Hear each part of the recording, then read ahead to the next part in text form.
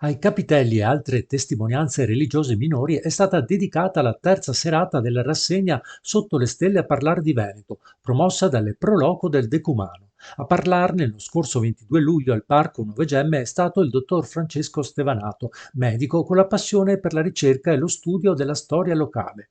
Il suo racconto è stato allietato dal gruppo vocale Cantico, un trio tutto il femminile.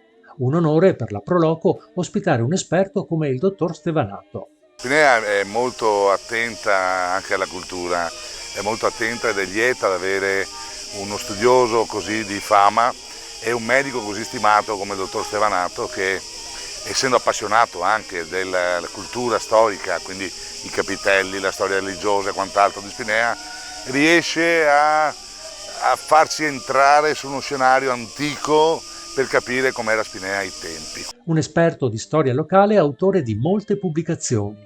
Noi abbiamo da anni un ottimo rapporto come amministrazione comunale, tant'è che ha curato moltissime pubblicazioni, moltissimi volumi proprio sulla storia locale.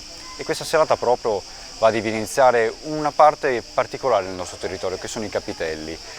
Memoria storica e memoria di tutto quel tessuto sociale che per anni e tutt'oggi vive e trasuda il nostro bellissimo territorio di Spinea. Ma quanti capitelli ci sono a Spinea e chi sono dedicati?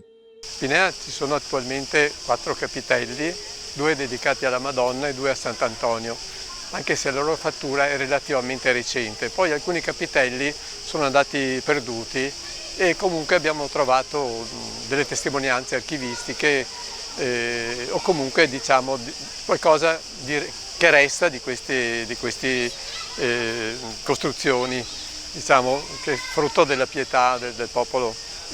Uno dei più importanti era proprio in via Roma, citato dal Fapanni, ben conosciuto, era del 1818 mi pare, ed era stato costruito dalla pietà degli abitanti di Spinea, Crea e Rossignago.